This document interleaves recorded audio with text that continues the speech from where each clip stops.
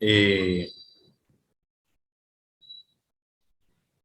Vamos entonces a disponernos, a ubicarnos en el lugar donde estamos. El que va manejando, vaya con cuidado, no va a despistar y termine por ahí metido en algún otro lado. Bueno, vamos a arrancar pues. Hoy es el cuarto encuentro en este caminar de formación en la fe. Vamos a hablar de catequesis y comunidad, esa relación tan importante. Hace 8 días yo no estuve, estaba pasando a saludar los grupos presenciales. Fui a la parroquia San Rafael Arcángel, fui a la parroquia Santa Cecilia y hay un número numeroso de catequistas con este deseo, igual que ustedes, de formarse e iniciar este camino de formación y de experiencia de fe. Seguramente ya tienen su fe, pero a fortalecerla y a madurarla, que es lo más importante. Vamos entonces a pasar, voy a compartir pantalla de lo que vamos a hacer.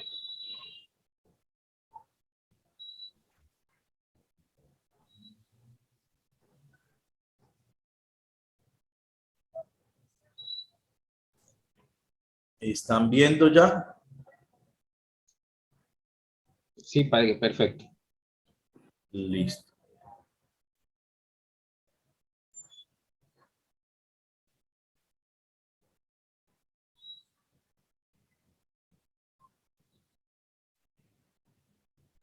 Yo les invito para que hagamos esta oración que se ha convertido como en nuestro derrotero en esta nuestra catequesis. Señor Jesús, aquí me tienes para servirte y colocar a tus pies la labor que estoy desempeñando. Tú me escogiste para ser catequista, anunciador de tu mensaje a los hermanos y hermanas. Me siento muy pequeño e ignorante, soy a menudo inconstante, pero sé que tú me necesitas. Gracias por confiar en mí, pequeño servidor tuyo. Estoy pronto a cumplir esta hermosa tarea, con sencillez y modestia, amor y fe. Quiero ser instrumento tuyo para despertar en muchos hermanos cariño por tu persona, confianza en tus promesas, deseo de seguirte como discípulo. Bendice día a día mis esfuerzos, pon tus palabras en mis labios y haz que en comunión con mis hermanos, pueda colaborar en extender tu reino. María, tú que seguiste siempre con fidelidad las huellas de tu Hijo, guíanos por ese mismo camino. Amén.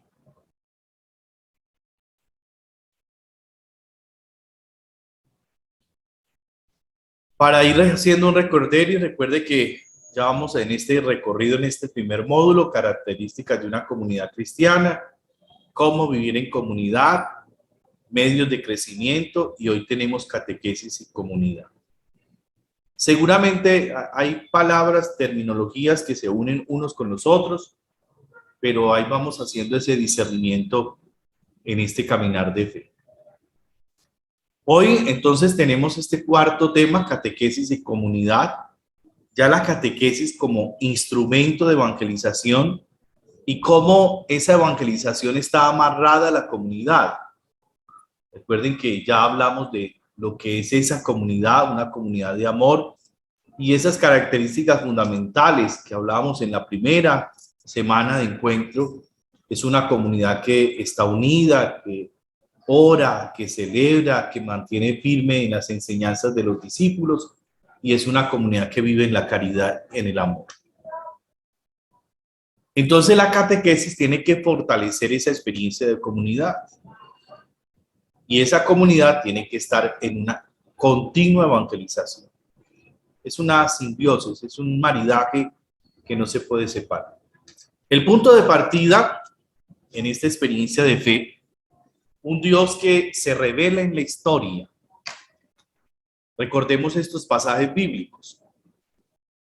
Esta es la vida eterna, que te conozcan a ti, el único Dios verdadero, a tu enviado Jesucristo. Esa es la razón de ser de la catequesis, que todos conozcan la persona adorable de Jesucristo. Ese es el esfuerzo de todo catequista, no solamente que nosotros conozcamos a Jesucristo, sino que otros lo conozcan, para que conociéndole, nosotros tengamos en él vida, y no solamente vida para esta historia de todos los días, sino una vida que llega a su plenitud en la eternidad. ¿Sí? Entonces, tengamos en cuenta ese texto de Juan 17:3. Otro texto importante: Dios, nuestro Salvador, quiere que todos, tengamos en cuenta las palabras que resalto con ese color rojo. Es algo pedagógico como para mirar dónde el texto hace la fuerza. Entonces, el otro texto de Timoteo 2, 3, 4, dice: Dios nuestro Salvador quiere que todos los hombres y mujeres se salven y lleguen al conocimiento pleno de la verdad. Esa es la razón de la catequesis, que todos y todas hoy conozcamos la persona de Jesús, pero también no solamente al conocerlo, sino que nos salve y nos lleve a ese conocimiento de la verdad que es Cristo. El otro texto, en los Hechos de los Apóstoles: no hay bajo el cielo otro nombre dado a los hombres porque el que nosotros debamos salvarnos, sino el nombre de Jesús, por el que nosotros debamos salvarnos. No hay otro nombre, sino el nombre de Jesús. Jesús es esa opción fundamental. Jesús es la razón de nuestra existencia, la plenitud de la vida. Por eso no puede haber en nosotros otra motivación más grande que Jesús. No es simplemente pertenecer a la iglesia. No, es que Jesús queremos conocerlo, conociéndole, amarle y amándole, seguirlo. Entonces, esos tres textos fundamentales que hacen parte de este Dios que se revela en la historia: vida eterna, que todos y que Jesús. ¿Por qué? Recordemos este texto, o esta palabra muy importante, esta distinción entre kairos y cronos. El kairos es el momento de Dios, que puede ser en cualquier instante de tu vida. Ese niño, ese joven, ese adolescente, ese adulto mayor, que llega un momento en que le abre su corazón al Señor. Ese kairos, ese momento de gracia. Distinto al cronos, que el cronos viene del cronómetro, del tiempo. Ese tiempo que se mide a través de minutos, segundos, horas, años, meses, siglos, etc. Pero que es un tiempo limitado, es un tiempo medido. En el tiempo de Dios no. Es que yo necesito 2 años para tener una experiencia de Dios. No. Necesita para hacer un camino de formación, pero para tener una experiencia de Dios no es en el cronos, sino en el kairos. Cuando ese niño, esa niña, ese adolescente, ese adulto le abre el corazón a Dios. Como le dice Jesús a Zaqueo: Zaqueo, baja, que hoy quiero cenar en tu casa. Hoy es Zaqueo no tenía planeado que Jesús iba a ir a su casa, iba a pasar por ahí, debajo del árbol, lo iba a ver allá trepado. Es un momento de gracia, un momento de salvación. Entonces, la revelación es iniciativa divina, es un acto de amor. Por medio de Cristo hace al ser humano partícipe de su vida divina. Dios toma la iniciativa. No es iniciativa de nosotros. No, por eso a veces cuando nos volvemos nosotros insistentes, no estoy diciendo que no lo tenemos que hacer, porque en nuestra misión de profetas, pues tenemos que hacerlo. Pero a veces es por la cantaleta, es que usted tiene que ir a misa, es que usted va a misa, es que si no va a misa. No, en últimas es iniciativa de Dios, es querer de Dios, es también iniciativa mía y voluntad mía, pero es el encuentro de dos voluntades en el amor, no en la fuerza, ni en el miedo. Es la revelación mediante acciones y palabras con una pedagogía divina particular. Mire, Dios se revela a través de acciones, de palabras, los milagros, curación al leproso, curación al ciego, acciones, palabras. Esa palabra que Jesús dice, yo soy el camino, la verdad y la vida. Y hoy también, a través de muchas acciones, Dios se me revela, a través de su palabra, a través de los sacramentos, a través de ese encuentro con ese niño, con esa niña. Pero hay algo muy importante ante esa iniciativa de Dios, ante ese querer de Dios, pues no podemos perder de vista que aparece el pecado. El pecado que en ese tiempo de Cuaresma, no solamente en Cuaresma, todos los días, pero que hace fuerza el tiempo litúrgico para hacer una conciencia de él. El pecado es la negación al plan divino. Recordemos ese texto del Génesis 3:5. Come de este fruto y serás como Dios. La raíz del pecado es ese. La pretensión tuya, mía, de la humanidad, querer ser como Dios. Y nunca podremos ser como. No, seremos imagen y creación de Dios. A imagen y semejanza de Él. Pero no como, porque Él es el Dios, el Todopoderoso. Abiertos a la esperanza en la nueva humanidad. Dios envió a su Hijo nacido de mujer. Gálatas 4:4. Él te pisará la cabeza, aplastará la cabeza. Entonces mire cómo, aunque aparece el pecado, no hay un cierre total, ¿no? Siempre estamos abiertos a la esperanza. ¿Por qué? Porque aparece María con ese sí, la madre sacerdotal, la que ofrece a su hijo para que nosotros, a través de ese hijo, nos salvemos y venzamos el pecado y la muerte. ¿Estamos o se durmieron? ¿Se fueron a ver la novela? Estamos. Aquí estamos. Aquí estamos. Por aquí estamos. Presente, Alexandra. ¿Tienen mucho sueño? Tomen agua. Bueno. Entonces, vamos haciendo hilación de lo que vamos hablando.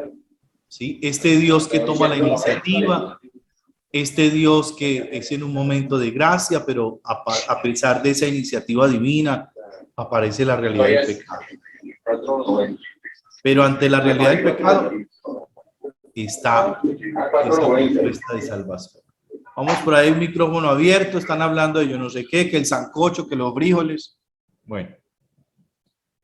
Entonces, miremos cómo la revelación es todo un proceso. Es un llamado, es una respuesta, es una alianza. Todos esos personajes de la historia de salvación, Noé, Abraham, Israel, hacen ellos una alianza con su Dios, desde sus humanidades, desde sus realidades particulares. Dios los llama y ellos hacen una respuesta y una alianza. Y esa alianza todos los días se renueva porque fallan, porque se equivocan, como nos pasa a nosotros hoy también. Dios nos llama a ser catequistas. Dios nos llama a ser parte de su pueblo. Y le decimos sí con gran entusiasmo. Pero a veces le fallamos en esa alianza. Pero aún con esos fallos, Dios sigue contando contigo, conmigo, con su pueblo. Porque en Cristo, que es la plenitud de la revelación, el Hijo es la palabra definitiva del Padre. En Cristo hay una puerta abierta y es una puerta abierta al amor, a la misericordia. Él es la puerta. Dice, yo soy la puerta. El que entra por mí tendrá vida, encontrará pastos abundantes. Entonces, miremos que también hoy nosotros hacemos ese proceso de alianza, ese proceso de respuesta. Pero lo importante es siempre estar en ese dinamismo. No quedarnos ahí, ay, me equivoqué, no, yo soy un pecador, yo soy una pecueca, yo no sirvo para nada. No, ¿de qué le sirve la culpa? ¿De qué le sirve quedarse en un pasado? Cuando Dios todos los días nos está brindando un presente y una oportunidad de salvación en Cristo. Por eso el mandato misionero nace de esa relación con Dios, de esa relación con la persona de Jesús, porque Jesús vino a hacer la misión del Padre y yo continúo esa misión del Hijo. Por eso Jesús nos dirá, id y haced que todos los pueblos sean mis discípulos, bautizándolos en el nombre del Padre, del Hijo y del Espíritu Santo. Y sobre todo, enseñándoles a observar todo lo que os he mandado, que es lo que llamamos el querigma, el anuncio, el pregón o proclamación, el primer anuncio, que hoy lo teníamos en el primer anuncio de la pasión, en la Eucaristía, en el Evangelio de hoy. Jesús anuncia su pasión, su muerte y su resurrección. Pero ese anuncio querigmático tiene dos momentos que están descritos en el Directorio General de la Catequesis, en el numeral 32. Primero, el anuncio, tiene que haber un interés por el Evangelio. Mire, ese niño que usted va a evangelizar, ese joven, ese adulto, está interesado por conocer a Cristo. Pasar del requisito al interés y del interés pasarlo a un proceso de conversión. Esa es la tarea. No quedarnos simplemente en la expectativa, que es la catequesis, vamos a aprender las oraciones, vamos a ir a misa. Sí, es el interés de todos. Pero para que el anuncio, el querigma llegue a su plenitud, tenemos que hacer un proceso de conversión. De conversión. Y ese proceso de conversión brota del corazón del ser humano. Por eso la iglesia, a través de ser servidora, a través de la liturgia, a través de la catequesis, a través del testimonio, vamos haciendo ese proceso de conversión. La tarea de todos por el sacerdocio bautismal, porque somos profetas y reyes. Somos sacerdotes, profetas y reyes. Recuerden que pueden preguntar cualquier cosa. Si no voy claro, si voy muy rápido, en fin. Buenas noches. Noches. Padre, yo aprovecho y hago una pregunta, ya que yo la oportunidad estaba aquí escuchándolo muy atenta. No, y es la que siguiente. cualquiera puede preguntar. No, bueno. Cuando usted ahorita hablaba y estaba diciendo que, por ejemplo, todo este llamado que uno siente, que debe ser de voluntad propia, obviamente, ¿cierto? Que es un llamado que Dios nos hace, pero uno en muchas ocasiones ve que hay jóvenes, hay personas, niños, bueno, adultos, que son reacios a esto, y sobre todo hablo por los niños, digamos los padres cuando obligan a sus niños a que vayan a una Eucaristía, que o sea, yo pienso, eso lo hace unos padres porque piensan que están incentivando en ese niño, sí, como esa semillita de, bueno, empiece a gustarle la Eucaristía, empiece a tomarle gusto, pero usted ahorita comentaba, eso no debería ser como desde la obligación, sino del que nazca, pero ¿cómo hace uno, por ejemplo, en esos niños donde en sus hogares no ha habido eso, o sea, donde nadie le ha incentivado, donde nadie le ha hablado de una Eucaristía, donde nadie le ha hablado de esto? En ese sentido, no es importante, digamos, como ese llevarlo, digamos, un poco en contra. Sí, esto no sé si me hago entender. Sí, a la fuerza no funciona nada. Y Dios no es un Dios de fuerza. Dios es un Dios de amor. Ahora, los primeros catequistas de los niños, niñas, son los papás. El gran problema que tenemos en la iglesia hoy es que los papás no son creyentes. Son papás de requisitos, de ceremonias, de ritos, de tradiciones, pero no son papás creyentes. Por eso muchos de los niños que hacen la primera comunión son su primera y última comunión, o su primera y última confirmación, porque no vuelven a nada, como que les quemáramos cacho en las parroquias. Porque la catequesis no suscita, o sea, la catequesis no suscita la fe. La catequesis fortalece el proceso de fe que ya inició en casa. O sea, los papás pretenden que mandan a los niños es para que crean. No, es en su casa cuando aprenden a creer. Cuando ve el papá orando, cuando ve la mamá orando, cuando ve los papás celebrando. Por eso, por más que uno insista, a la fuerza, con un cuaderno, si no vas a misa, no haces la primera comunión. Eso no funciona. Si usted está como catequista apuntando el que va, el que no va, el que hizo la tarea, el que se aprendió las oraciones, eso se vuelve una clase, pero no una experiencia de Dios amor. El reto de nosotros será ese, contagiar de un Dios que es experiencia de amor. Porque a la fuerza, repito, no se contagia el amor de Dios. Es como si yo tengo una novia y yo le digo, es que usted tiene que amarme y darme un beso. No, pues, qué beso tan maluco. No, eso tiene que brotar del corazón, tiene que brotar de la necesidad de encontrarme con, y es porque te amo, porque necesito de ti, porque quiero compartir la vida, no porque me toca. ¿Me hago entender? Sí, sí, señor, no, muy claro. Y en ese caso, por ejemplo, o sea, yo lo pregunto porque yo me imagino que en muchas parroquias, digamos, la instrucción que se da en algunos casos es, bueno, tomen el listado, los niños debe ser, o sea, un requisito es que asistan a la Eucaristía para recibir su sacramento de la comunión o recibir su sacramento de la confirmación. Y claro, uno lo hace en el sentido de que creo que es la única manera, el único momento que tenemos a estos niños o jóvenes ahí para insistirles y decirles. O sea, obviamente no en el sentido de que si no vienes, no haces tu primera comunión, no. Incentivarlos, decirles que es un encuentro con Jesús, pues todo ese tipo de cosas que tenemos que manejar, debemos manejar los catequistas. Sino que sí. Sino que tendríamos que mirar, son las estrategias.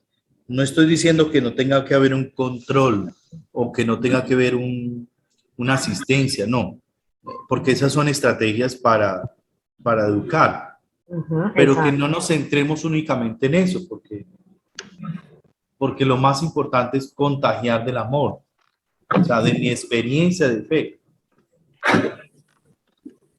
Sí. Gracias. Bueno. Padre, yo tengo otras dos preguntitas, una que me explique y otra. Quiero preguntar, ¿por qué en todas las parroquias no es obligatorio de que los papás también sean catequizados? En San Ambrosio de Milán se catequiza, se prepara pues para la primera comunión a los niños, pero es obligatorio que vayan con los papás, o sea, la familia completa, el papá, la mamá y el niño que se va a preparar, sea niño o niño, deben ir con los papás a la catequesis y a la Eucaristía. Ese es el requisito para que en San Ambrosio puedan hacer la primera comunión, los niños. Le pongo este ejemplo. Seguramente muchos de ustedes tienen familia con hijos y todo. En la casa a veces los papás ponen normas, pero no todos los hijos la cumplen. Porque muchos de los hijos no descubrimos el espíritu de la norma. O sea, ¿por qué es importante esto?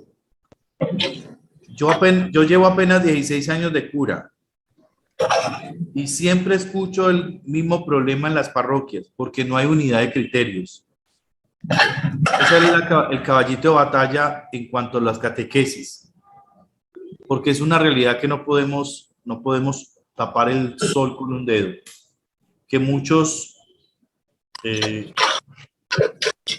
hacemos de nuestras catequesis lo que es una iniciativa de cada uno, otros es por sacar un grupo, otros por buscar recursos, en fin. Pero ¿hasta qué punto es una tarea evangelizadora? Ese será un caballito de batalla de siempre. Unidad de criterios. Y una de las unidades de criterios es esa: empezar evangelizando a los papás. Porque los papás evangelizados son niños catequizados. Bueno. Entonces, empecemos a ver pinceladas. Hay muchas definiciones de la catequesis, muchísimas definiciones. Pero creo que esta nos ayuda a tener algunas ideas importantes. Que la tomo del mensaje del Sínodo de la Catequesis de los Obispos al Pueblo de Dios en el año 77. La catequesis es la actividad constantemente necesaria para difundir viva y activamente la palabra de Dios y ahondar en el conocimiento de la persona y del mensaje salvador de nuestro Señor Jesucristo.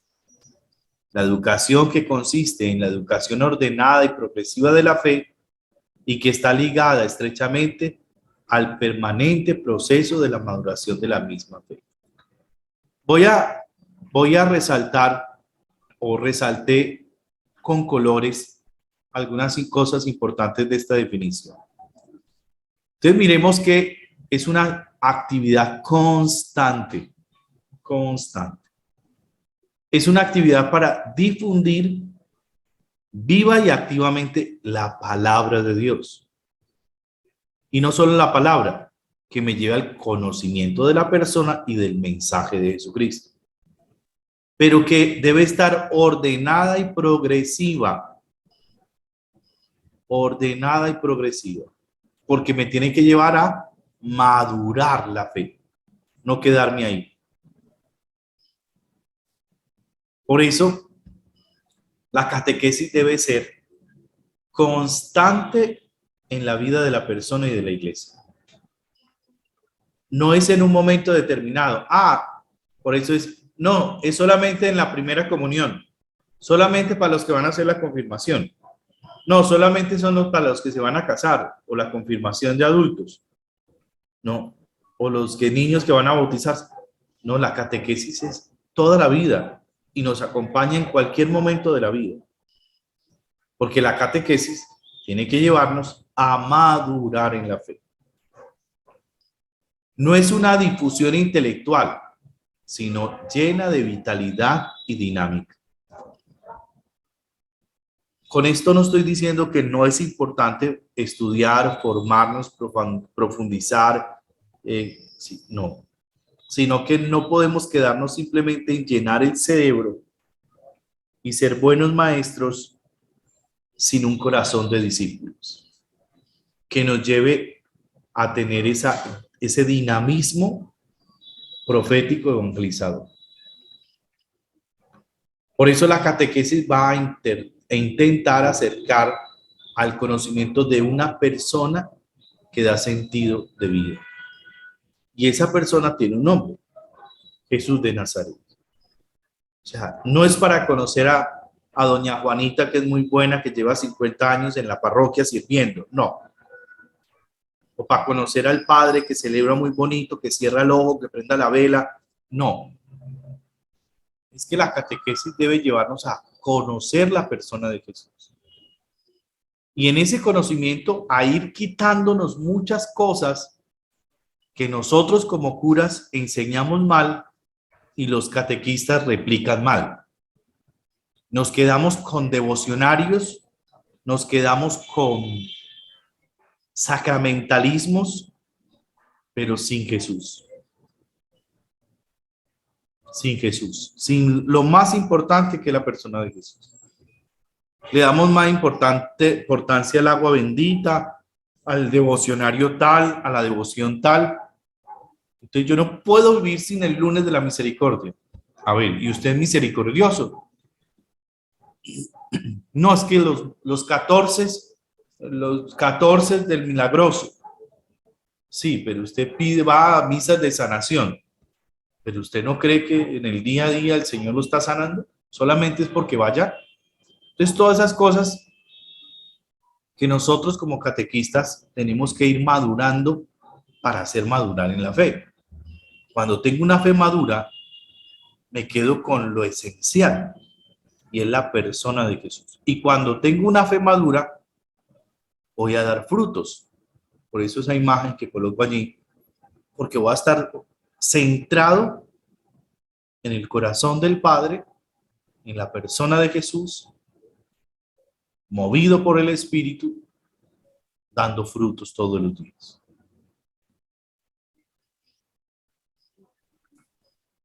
Por ello, Catequesis Tradente en el numeral 5 dice, el fin definitivo de la catequesis es poner a uno no solo en contacto, sino en comunión, en intimidad con Jesucristo. No solo en contacto y en un contacto intelectual. ¿Quién es Jesús? A ver, repitan. ¿Quién es la Santísima Trinidad? Repitan. La catequesis es no solo en contacto con un concepto, sino en comunión, en intimidad con Jesucristo. Solo Él puede conducirnos al amor del Padre en el Espíritu y hacernos partícipes de la vida de la Santísima Trinidad, de hacernos hombres y mujeres de comunión. La comunión no es tragarme un pedazo de hostia, de pan. La comunión es mucho más que eso. Es estar en relación de hermanos unos con otros. En ese modelo de esa Trinidad, esa comunidad de amor, Padre, Hijo y Espíritu Santo. Entonces, el seguimiento a Jesús es una opción fundamental. Por eso, ahora les decía que no es una imposición, no es a la fuerza, no. Jesús no obligó a nadie. Jesús propuso. Baja, Zaqueo. Mateo, sígueme. Y a todos les dijo, les propuso. Anda, ven da el dinero a los pobres y sígueme. Es una decisión. Y es una decisión cuando se descubre quién es Jesús. Si yo no tengo claro quién es la persona de Jesús, qué me da, qué me ofrece, pues yo no lo voy a seguir. Por eso el seguimiento a Jesús es una manera de vivir que se fundamenta en las bienaventuranzas. Dichosos los bienaventurados. Es una manera de vivir. Es una forma de relacionarse con Dios, Padre, con los demás, con las cosas y consigo mismo. Ya no va a ser la lógica del ser humano, ojo por diente. Todos estos días Jesús le ha dicho a la comunidad, a los fariseos, a ustedes se les dijo esto, no, pero es esto. Ustedes viven así, no, será esto. Hoy lo dijo. No así entre ustedes. Los tiranizan, los grandes los tiranizan, hacen del poder, no así. El que quiera ser el discípulo mío, el que quiera seguirme, que tome la cruz. El que quiera ser discípulo, que sea el servidor de todos. Entonces, es una forma distinta, novedosa, de relacionarme con Dios, consigo mismo y con los demás. Eso es lo que nos hace diferentes. No porque nos pongamos escapularios, ni el pelo para aquí o el vestido para allá. Eso es relativo en nuestras acciones, en nuestro ser de cristianos. porque a veces podemos entre nosotros mismos empezar a hacer distinciones. Este es de la Legión de María, estos son catequistas, estos son cursillistas, estos son de los equipos de Nuestra Señora, esto es tal cosa, sí. Pero la pregunta sería, ¿somos creyentes? ¿Somos cristianos? La sabiduría del reino de Dios que nos humaniza y nos proporciona felicidad. Es lo más importante, el misterio de la encarnación. Dios se hizo hombre para llenar de sentido nuestra humanidad. Y esa humanidad que está preñada de eternidad y que es capaz de Dios, nosotros con nuestra humanidad estamos capacitados para encontrarnos, relacionarnos y vivir con Dios. Por eso es muy importante esto que estamos haciendo. La acción catequizadora implica que fundamentación y profundización en la fe, y eso me lleva a la Biblia, a la teología, a la pastoral, a conocer la realidad donde vivo y sobre todo hoy más que nunca tener relación con las ciencias humanas. Yo les decía esta semana unas personas con quien compartía, el miércoles de ceniza yo confesé mucha gente y en ese ejercicio de confesar se acercó un muchacho joven y empezó a decirme con mucha culpa, no padre, es que yo maltrato a mi papá, a mi mamá, yo soy muy grosero, yo soy violento, yo con todo el mundo peleo, yo estoy muy mal, yo soy un pecador. Entonces yo le dije, ¿usted toma algún medicamento? Sí, padre, es que yo tengo una esquizofrenia diferencial. Entonces ahí es donde uno ve la importancia de conocer algunas pinceladas de comportamientos humanos, de patologías, de enfermedades desde la psicología, porque le permite a uno tener una comprensión distinta de esa persona. No hacerle fuerza en el pecado, pues sí, es una realidad el pecado, pero esta persona más que un pecador es una persona que está enferma, que necesita sentirse amada, reconocida, entendida, valorada desde su realidad de enfermo, que sus emociones y sentimientos no dependen de él, sino de una medicina que si deja de tomar, pues no va a tener control de sus emociones, va a ser agresivo, violento, que si no tiene una sana alimentación, una educación, una constancia en la disciplina, en el ejercicio, en fin, pues no va a tener toda esa capacidad de manejo de las emociones y más que culpabilidades, tiene que sentirse amado, reconocido y valorado. Entonces, ¿cómo es importante hoy también tener esa relación con las ciencias humanas en este trabajo evangelizador? Entonces, ¿qué relación existe entre catequesis y comunidad?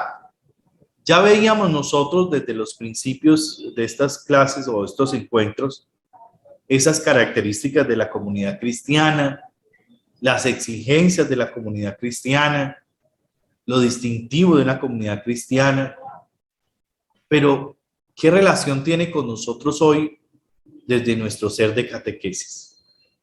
Encontré este cuadrito, me pareció muy incluyente, muy importante, de esas, dice, articulaciones esenciales de la praxis eclesial, la práctica eclesial. La palabra eclesial significa iglesia.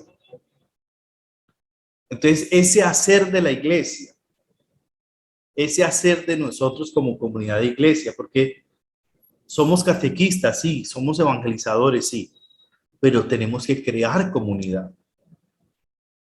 Y la comunidad, tenemos que llevar ese niño, ese joven, esa comunidad que estamos evangelizando, a hacer un camino de encuentro, de madurar en la fe, para que después, cuando tenga esa vivencia, él en su comunidad pueda ser un constructor del reino de Dios, no simplemente una persona que recibe un sacramento y ya.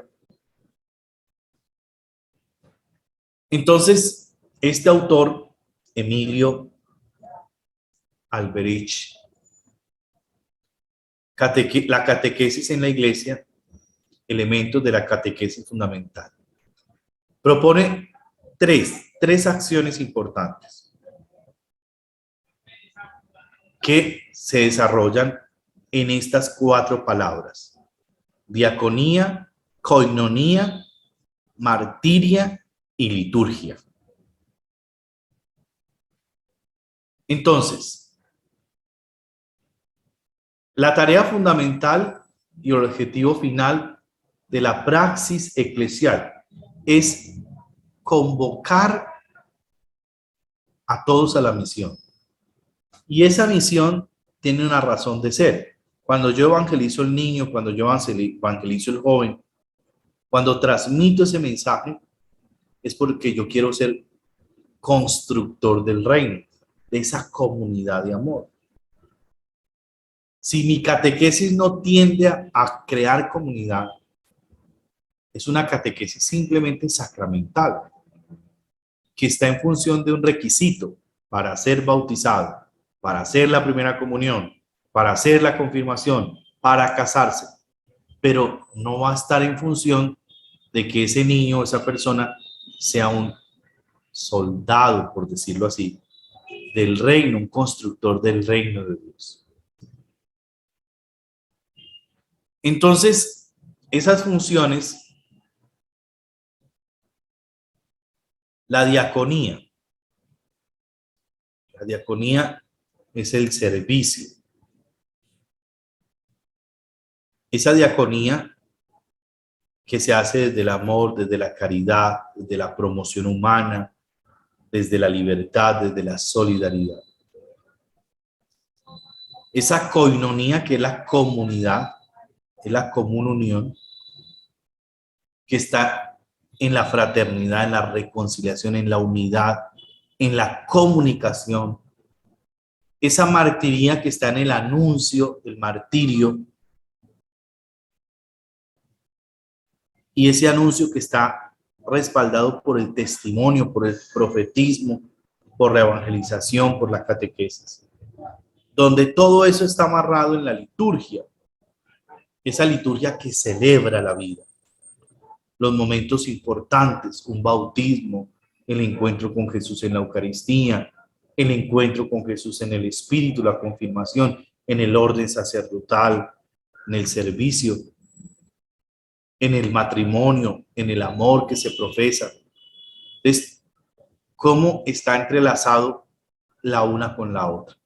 Por eso, antes de pasar aquí, ¿alguna pregunta?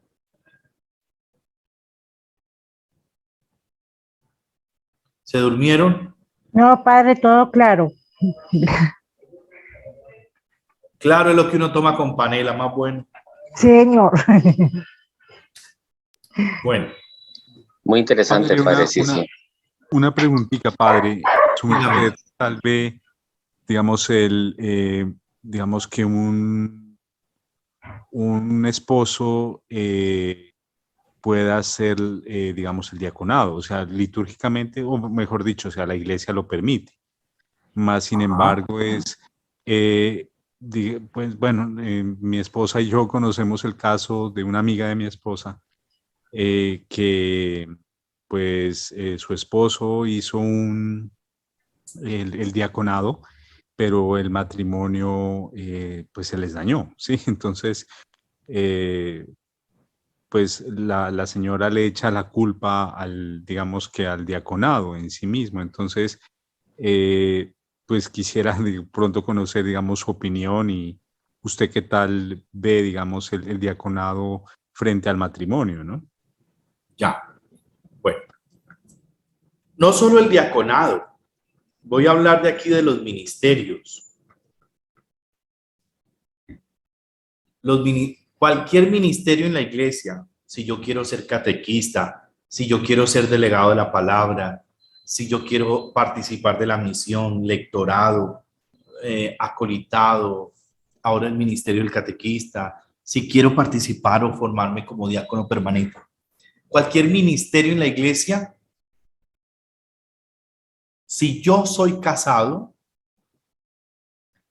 la primera iglesia es mi casa, mi familia. Y muchas veces, ¿qué pasa? Se acaban los hogares, no porque Dios quiso, no por el ministerio, no por el servicio en la iglesia, sino que usted descuidó lo primero que tenía que cuidar: su familia, su casa. Porque a veces nos enfocamos tanto en el servir al otro, en funcionalidad del otro, en nuestros servicios ministeriales, sea el que sea, que nos olvidamos de esa primera responsabilidad. Si usted decidió casarse, si usted decidió tener una pareja, si usted decidió tener un hogar, su primera misión, su primera iglesia, su primer espacio de encuentro con Dios es su casa. Por eso la familia se le llama iglesia doméstica. Se define como iglesia doméstica, porque esa iglesia es el primer, para nosotros, para el que decidió casarse, esa casa es su primer lugar de encuentro. Ahora, hay que revisar muchas cosas. En una relación de pareja, la relación se acaba por muchos factores. Hay factores de relación, o sea, como pareja, las relaciones de pareja tienen que revisarse todos los días en el diálogo, en la intimidad, en el amor, porque a veces el tiempo supone, no, es que yo ya tengo 10 años con mi esposa, con mi esposo. No, él me ama. ¿Y usted cómo lo sabe?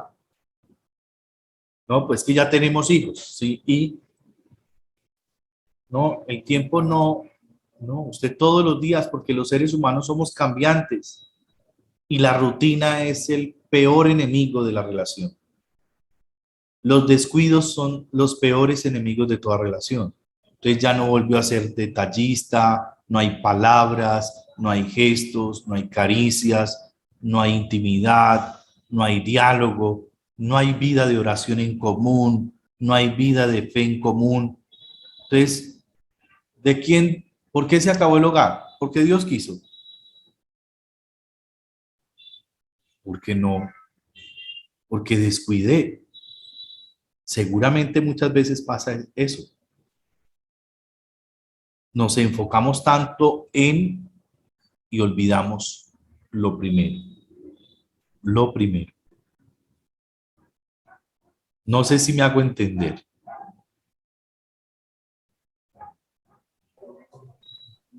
El que preguntó.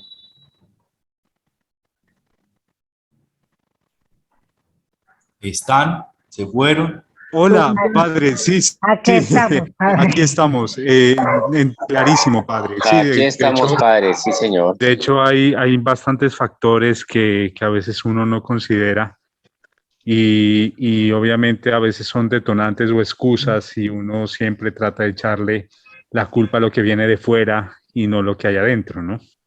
Entonces, ahora, y una relación de pareja es de todos los días, todos los días. El manejo de las emociones, la comunicación asertiva, ¿sí? Porque a veces guardamos y explotamos es cuando estamos. ¿Se acuerda el día tal que con Pepita tal usted estaba vestido de tal color y ta? Usted explota ya. Un sentimiento que se guarda y no se comunica se convierte en resentimiento. Y cuando usted lo comunica como resentimiento, lastima, ofende, daña la relación. Por eso hay que aprender a comunicar los sentimientos. Y los sentimientos no son buenos o malos, no. Los sentimientos son sentimientos. Ve, me dio mal genio por esto, no me gustó esto. Qué bueno, tan rico que te quedó el sancocho. Uy, qué bueno que quedó, gracias. No, los sentimientos son sentimientos, las emociones son emociones, sino que hay que aprender a comunicarlas, no a guardarlas. Lo que se guarda se picha, se pudre y daña. Y sobre todo, en una relación de pareja, no es lo más importante, pero sí es algo muy decisivo y es la comunicación en la afectividad. Y la afectividad no es solamente cama, la afectividad son muchas expresiones. Caricias, besos, detalles, reconocimientos, que eso se va descuidando con el tiempo y termina matando el amor que se tuvo, la conexión que estuvo con el otro. Bueno, nos fuimos a pastoral familiar. Bueno, ¿por dónde iba? Me perdí. Listo. Entonces, este cuadrito, ojalá ustedes, yo se los mando otra vez, porque este cuadrito nos permite mirar cómo abajo, que son los agentes y condiciones personales e instituciones en la praxis, o sea, en esa relación de la iglesia, las personas, de la estructura de la institución, de las organizaciones, tenemos que estar en función de lo de arriba. ¿Cómo? En la diaconía sirviendo, en la coinonía, estando unidos en el martirio, en la voz profética, en la liturgia celebrando. Si todos estamos en función de eso, vamos a hacer que el proyecto de Dios sea visible, o sea, se haga presente. Y ahí es donde Jesús dice, el reino de Dios está aquí. ¿Cuándo? Cuando yo como persona, como estructura, como institución, como organización, a través del amor, a través de la unidad, a través del anuncio, a través de la celebración de la vida, hago presente el amor de Dios. Y estoy creando comunidad de amor. Comunidad de amor. Entonces, por eso, la diaconía es el signo de la diaconía eclesial. La diaconía es el servicio eclesial. Es el texto de hoy que leíamos hoy en el Evangelio de hoy, ¿sí? Que leíamos hoy en la liturgia.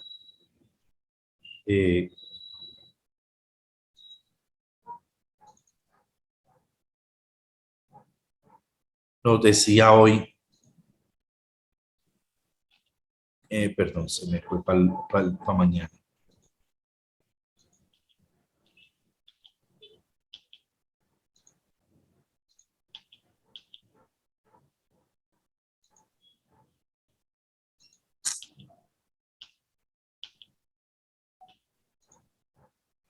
Las lecturas de hoy decían, los hijos de Zebedeo, la mamá se acerca y le dice, Señor, quiero que mis hijos, uno se siente a la derecha y el otro a tu izquierda. Y eso generó controversia en el grupo, porque estaban pensando que porque ya llevaban mucho tiempo en el camino con Jesús, tenían derecho a. Buenas noches. Y Jesús les dice, saben que los jefes de los pueblos los tiranizan y los grandes los oprimen. No será así entre ustedes. El que quiera ser grande entre ustedes, que sea el servidor. El que quiera ser el primero entre ustedes, que sea su esclavo. Sí, va a arrimar al grupo, sé que está pequeñito, pero pues... Carlos, por ahí está abierto. Bueno, entonces, la diaconía, el servicio eclesial, responde a una profunda exigencia de los hombres y de los pueblos de hallar una alternativa a la lógica del dominio y del egoísmo que envenena la convivencia humana. ¿Cuál es el gran problema entre Rusia y Ucrania? La lucha de poder. ¿Cuál es el gran problema de los políticos de nuestra Colombia? La lucha de poder. ¿Quién quiere mandar más? ¿Quién quiere tener el poder? Porque el poder corrompe cuando no está al servicio de. El poder no es dañino cuando será al servicio de los demás, de la justicia, de la equidad, del bien común. Por eso la comunidad cristiana está llamada a testimoniar un nuevo modo de amar, una tal capacidad de entrega y de compromiso por los demás que haga creíble el anuncio evangélico del Dios de amor y del reino del amor. Que haga creíble. El signo de la diaconía pretende de tal modo en el corazón del proyecto del reino que aparece entre todos el más decisivo e importante. Es un verdadero test de autenticidad de los demás. ¿Cuál? Cuando yo soy capaz de servir. En el servicio está hago presente. El servicio es lo distintivo de la relación mía con Dios. Si yo digo que tengo una relación con Dios y no sirvo, ahí no hay autenticidad en mi relación con Dios. La coinonía es el signo eclesial o comunión. Es el anhelo de estar reconciliado, de paz, de comunicación entre todos. En un mundo que se odia, en un mundo dividido, en un mundo que lucha por poderes. Como frente a esta sociedad que quiere tener, que es ambiciosa, que es codiciosa, que quiere poder, que hay violencia, que hay una pobreza por los sistemas económicos en que estamos. Frente a todo eso, cómo estar unidos para ofrecer algo diferente, una relación que nos humanice, una relación que rompa los egoísmos, una relación que nos haga en servidores, constructores de paz, de fraternidad, donde nos tengamos libertad, comprensión, donde yo respete al otro, donde yo respete los derechos del otro. Entonces, esa relación de coinonía, de comunidad, debe llevarme a eso. Esa catequesis tiene que llevarme a eso.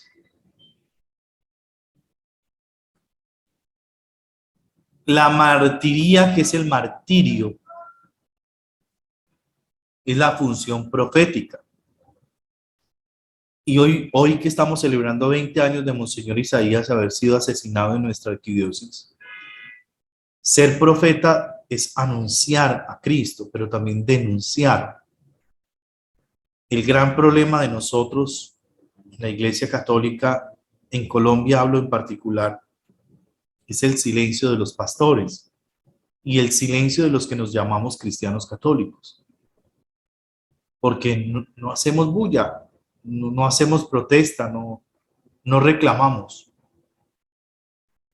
¿Para dónde va la gente? ¿Para dónde va Vicente?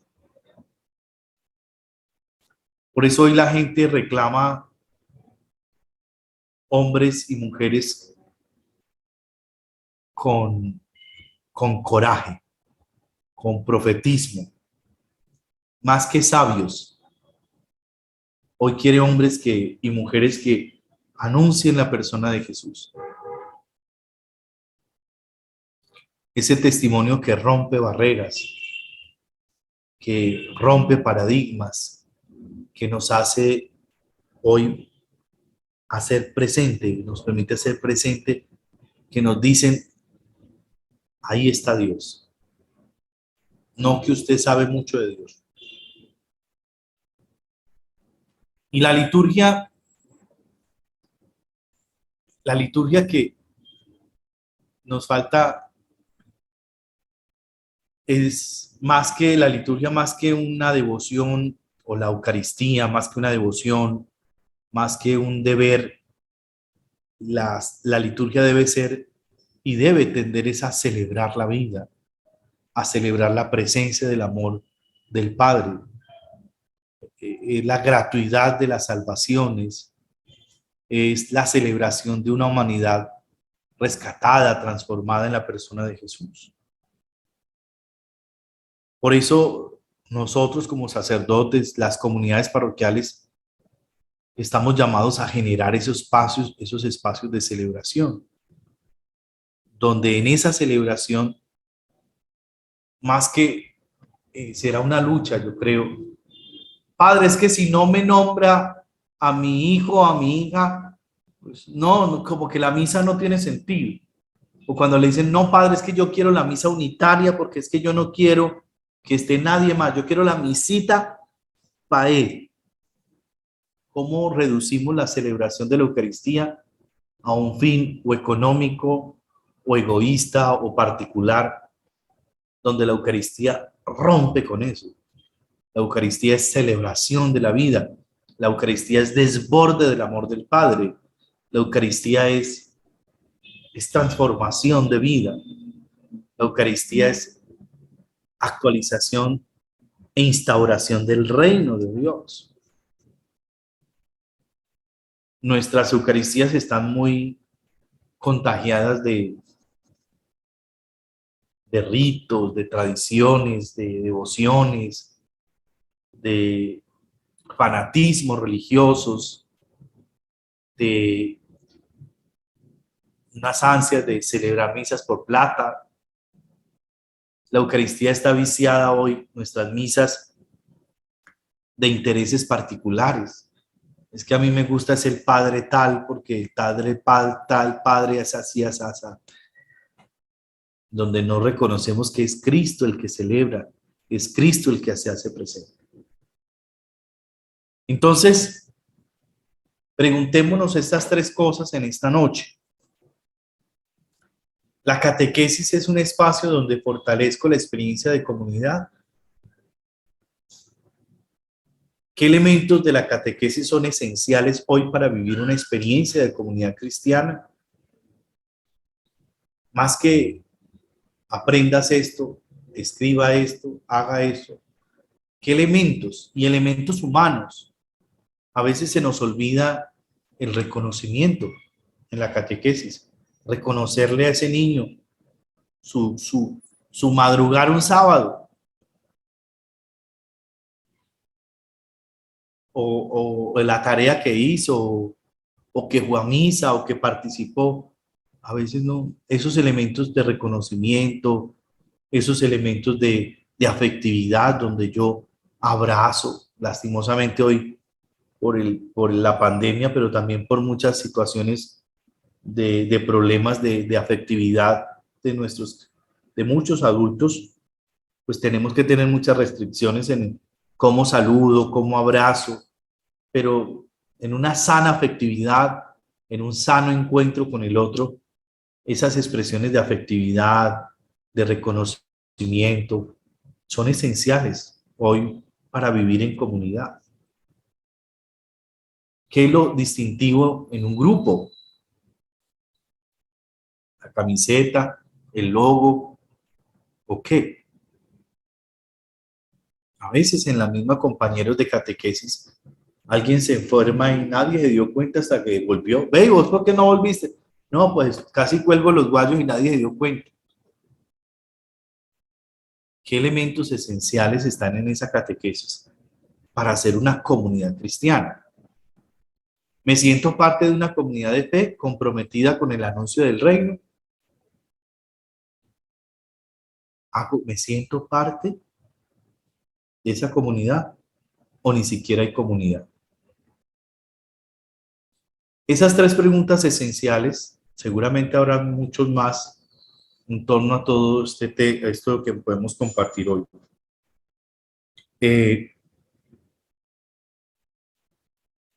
¿Alguna pregunta, inquietud, grito de desesperación o rabia? No, padre, quiero pedirle que por favor me explique que somos llamados a ser sacerdotes, profetas y reyes, por favor. Perdón, no escuché bien. Que por favor me explicara que somos llamados a ser sacerdotes, profetas y reyes. Ya. Bueno, por el bautismo, no. Jesucristo es sacerdote, es profeta y es el rey. Jesucristo. Cuando recibimos el bautismo, yo me hago hijo en el Hijo. Recordemos que cuando Jesús va al Jordán, que no es el bautismo que tenemos hoy nosotros, pero que es un anticipo de lo que va a ser. Aparece la voz del Padre que confirma, ratifica, este es mi Hijo muy amado, escúchenlo. Nosotros en el bautismo aceptamos a Jesús y Jesús es el Hijo de Dios por excelencia, Él es el Hijo. Y en la medida que yo acepte al Hijo, me hago hijo en el Hijo. Entonces, en la medida que yo participo de la condición de hijo de Dios, por eso una de las grandes enseñanzas de Jesús a lo largo de su ministerio es que teníamos que reconocer a Dios Padre, Abba, papá, papacito, papito. Porque en la concepción que se tenía era un Dios por allá lejano, distante, en las nubes. Como todavía seguimos enseñando a muchos, papito Dios está en el cielo. No, ¿quién le dijo a usted que Dios está en el cielo? Dios está en todo el cotidiano de la vida, en cada instante, cada momento, en cada circunstancia, en cada persona. Y cómo yo me hago hijo en el Hijo, y ese Hijo que es sacerdote, profeta y rey, yo participo de esas tres categorías o de esas tres características de Jesucristo. Sacerdote, Jesús es el sacerdote por excelencia, por antonomasia. Él es el que se ofrece el sacrificio y se hace la víctima. Quien ofrece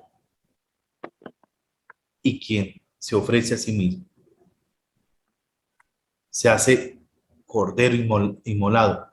La víctima perfecta. En el Antiguo Testamento se ofrecían corderos. Ya no va a ser un animal, sino que va a ser Cristo quien se ofrece. Y Él, como sacerdote, ofrece y se ofrece.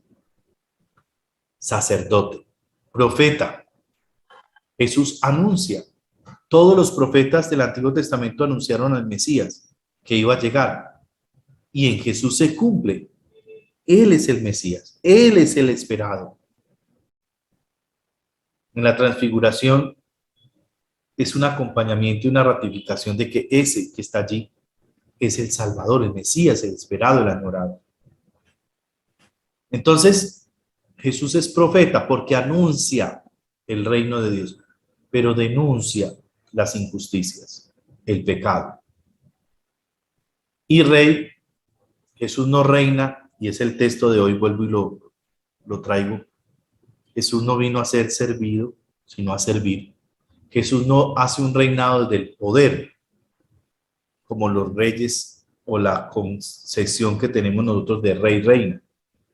El reinado de Jesús es el reinado desde el servicio, desde la cruz. Por eso nosotros participamos de esas tres categorías. Somos sacerdotes por el bautismo, somos profetas y somos reyes. Por eso ustedes cuando van a la Eucaristía no van a oír misa, sino que van a celebrar junto con el sacerdote que preside en nombre de toda la comunidad la Eucaristía. Pero todos celebramos la Eucaristía, todos. Yo presido en la persona Cristo, pero todos celebramos. Por eso también usted como sacerdote ora en su casa y esa plegaria usted la eleva al Padre y es escuchada. Por eso hay algo que yo siempre insisto a los papás: siempre bendigan a sus hijos, porque esa bendición es eficaz en su ser de sacerdotes. Usted está ejerciendo su sacerdocio cuando bendice. Por eso bendigan a sus hijos siempre, a sus seres queridos. Y somos reyes no para que mande. Yo soy la coordinadora de la parroquia tal. No. Usted es servidora, usted es servidor. Y seremos grandes en la medida del servicio. Por eso el texto de hoy es clave. El poder de Jesús no es un poder para pasar por encima de o para ser reconocido por, no. Es que llevo 50 años en la parroquia y ya es un activo fijo de la parroquia. No. Usted será grande y seremos reconocidos en la medida que seamos capaces de servirnos unos con los otros. Se quita el manto, Jesús, y se pone a lavarle los pies a sus discípulos. Y dice él, lo que yo he hecho con ustedes, háganlo ustedes con sus hermanos. Entonces, el reinado de Cristo es el reinado del servicio. Más o menos así explico. Padre, muchas ¿Alguna otra gracias. inquietud? Por ahora de mi parte no. Muchas gracias, padre. Gracias, Padre. Buena explicación. Bueno, ¿cómo van sus catequesis? Disculpen, ¿Cómo va la tarea? muy bien, muy bendecidos, con mucho conocimiento y más con la enseñanza que usted le da. Pero lo que acaba, la teoría y la enseñanza que acabaste de dar, presbítero, en muchas parroquias se vive eso, del que tiene más tiempo y que porque ponen de coordinador, siempre quiere mirar a los demás por encima del hombro y lo quieren atacar. Y yo creo que si estamos en un caminar, en una preparación, podemos a nosotros mismos primero dar a conocer a los demás para que así todo el mundo sepamos quién es quién, ninguno es más que nadie, pero en muchas parroquias no se ve eso. Mire que en el texto de hoy, ustedes busquen el texto de hoy. El texto de hoy del Evangelio es Mateo 20, 17, 28. ¿Sí? Entonces, Jesús,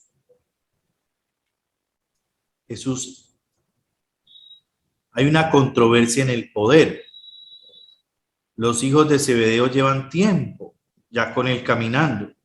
Por eso la mamá se acerca a pedir porque piensa que tiene privilegios. Y Jesús le dice, no, señora, bájese de esa nube. Aquí el mesianismo no es de poderes. Y Jesús, mire que Jesús tiene paciencia, Jesús nos tiene paciencia, Jesús nos comprende, porque el ser humano siempre va a querer tener poder. El ser humano siempre va a querer ser reconocido. El ser humano siempre va a querer que todo el mundo lo mire, lo aplaude, le reconozca.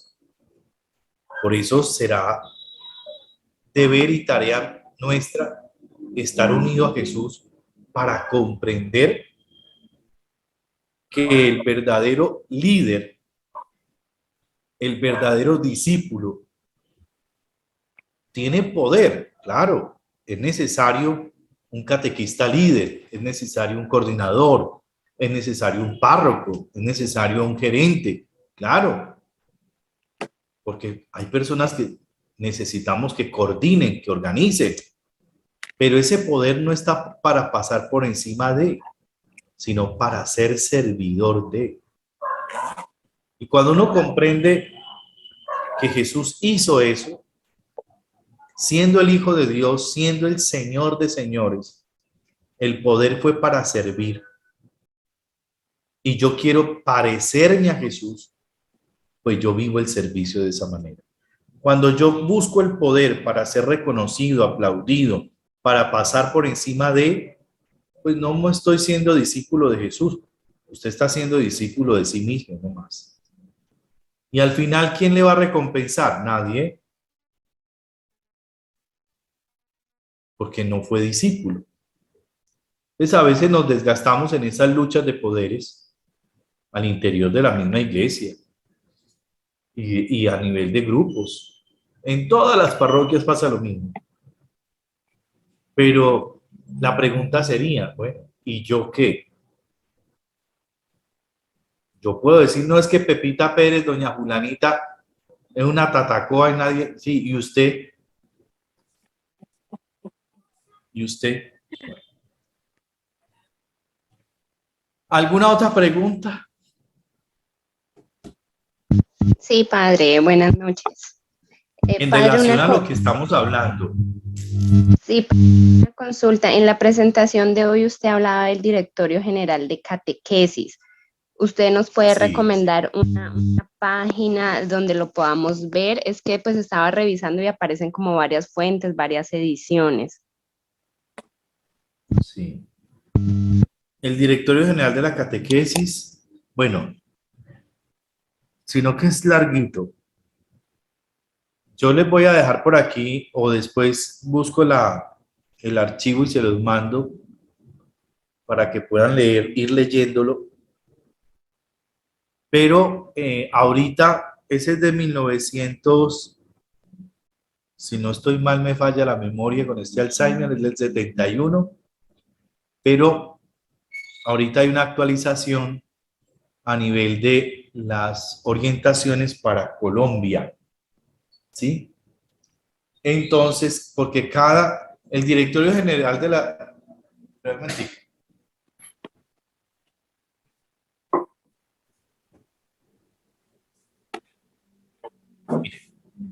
Padre, venga, que voy a decir una cosa. Este que tengo aquí se llama Orientaciones Comunes para la Catequesis en Colombia. Ese directorio general, que es el que sacaron para todo el mundo entero, cada diócesis lo baja a la realidad de su propio país. Entonces aquí, este lo venden en San Pablo, ¿sí? Es más cortico y tiene una presentación más asequible en cuanto a las orientaciones. De todas maneras, esto lo van a ver en alguno de los módulos. Vale, padre, muchísimas gracias. Sí. Padre, ¿usted nos va a compartir la presentación?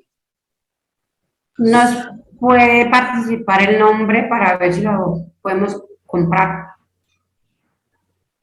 Sí, ya le digo. Se llama... Ay, espérate que esto se bloqueó. Se llama Orientaciones Comunes para la Catequesis en Colombia. Padre, en el curso de discipulado misionero, Pedro nos compartió un PDF. Yo lo que hice fue buscar una amiga que trabaja en una oficina y le pedí por favor que me lo imprimiera. Fácil. Sí, porque es larguito. Sí, señor, El la director- verdad es bastante extenso. El directorio general de la catequesis es bien larguito. Puede ser una penitencia para Cuaresma leerlo. Padre, yo por acá tengo dentro de los documentos que tengo por acá el directorio 2020. Ujú. 290 páginas. No sé si se los hago llegar por el WhatsApp. Páginas 20 de marzo del 2020. Sí, es que hay varias, van haciendo varias actualizaciones de directorio. Bueno, yo quisiera aprovechar este espacio para decirles una cosa, o varias cositas. Primero, se ha crecido el número de personas que quieren formarse en la catequesis.